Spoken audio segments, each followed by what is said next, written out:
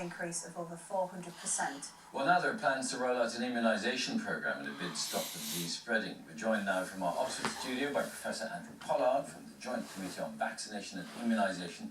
Here in the studio with us, Tracey and Edward Saunders, whose son and brother Edward died after contracting meningitis W. Good morning to you both. And I know this is a difficult thing for you to talk about because it was only about 18 months ago when your son Edward fell ill very quickly, didn't he? Yeah, it was unbelievably quick. He was absolutely fine.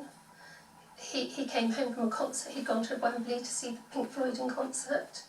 He came home, he had his Sunday dinner, he ate full roast dinner, didn't say he felt poorly. We had friends over, we chatted in the afternoon. Said he needed pots and pans for university because he just got amazing grades to go to Warwick University. He was on the front page of the Times with his academic results, and he was so happy. And then suddenly started feeling 6:30 in the evening, he phoned me, as he would. He was in his room, he phoned me and he just said, "Mum, I feel cold, can I have something hot to eat?" And I took him cheese on toast. We went down there, Mark, my husband, was there, and he said his feet felt cold, and we gave him his slippers and we put the heating on. And the next thing we knew was at 11:30 at night he had a headache. I went in and gave him some paracetamol, and he said, "Mum, I just need to get to sleep." And I said, "Yes, you do, you just need to get to sleep." 2:30 he rang me, he said he felt sick. I gave him a bowl and he was sick. I said, "What did you eat at the concert?" And he said, "A dodgy chicken kebab."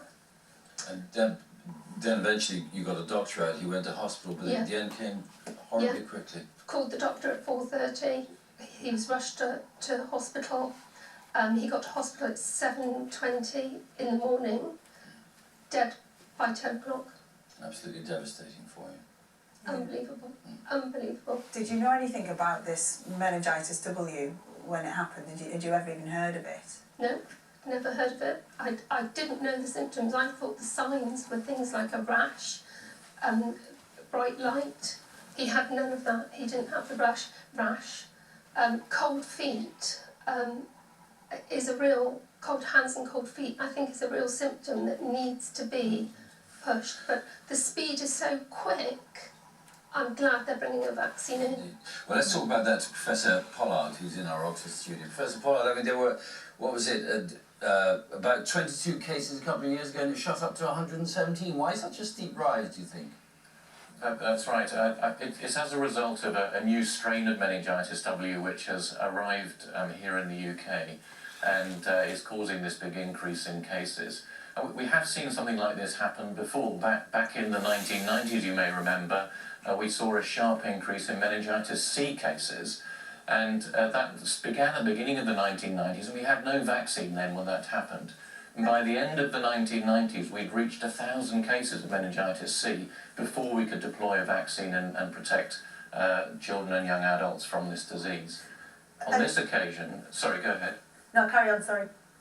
On this occasion, we've been able to recognise that this rise was happening very early after the rise started, and the Joint Committee on Vaccination and Immunisation reviewed the figures from this winter in February at our meeting, and we've advised the Department of Health that we should go ahead and introduce a vaccine now that we've reached this big increase in cases, because it's likely that in the future, if we do nothing, that the numbers of cases will continue to shoot up.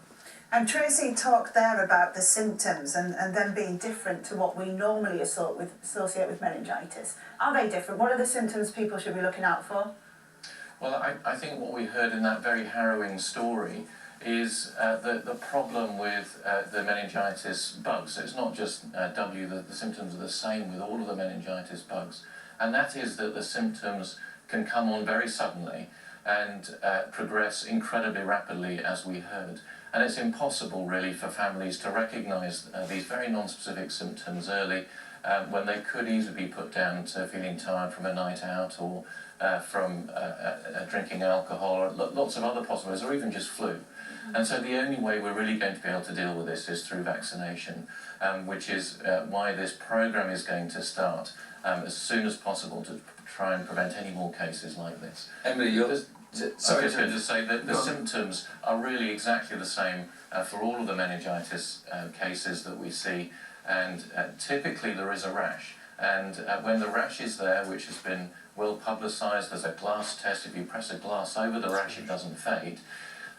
Then that is very helpful in the early stages of making the diagnosis. Okay. The problem, as it sounds here, is that the rash wasn't there, which makes it even more difficult for the families and for doctors to recognise what this is. Indeed. Emily, your brother was such a bright boy. Your mum said he was on the front page of the paper because he got such wonderful results. And he's left behind a legacy of some sort with a book, hasn't he? Definitely. The book called Roby and the Dentist, he wrote that when he was 11 years old. It was an assignment that his teacher gave him, and he loved it. He loved creative writing. He always said he wanted to be a writer. He wanted to publish a book, and Roby and the Dentist was his children's book, which we found his old illustrations of it and a little book of it when we were looking through his things, and we decided that that's what we were going to do to kind of carry his memory on. So if anyone's interested in getting the book, it's currently on Kickstarter. We are, if you look under the children's books, you'll find Roby and the Dentist. You've already passed your target for funding. We for have, which which is is great. fantastic. Yeah. All of our friends, people we don't know who've just heard about it, have pledged to help us kick off the publicising of the book. Well, it's a great memorial to him, and we want to thank you both very much for coming to speak to us this morning. Yeah, and it's a great film you've done as well, Emily, online. I know I watched that yesterday. It's a lovely film about him too. So And good luck people with can it. watch that film on Kickstarter Indeed. and still pledge to get a copy of Roby and the Dentist. Yeah, good luck with that. Tracy, Thank you. thank you. Thank you ever so Thank much you. for coming in. It's 14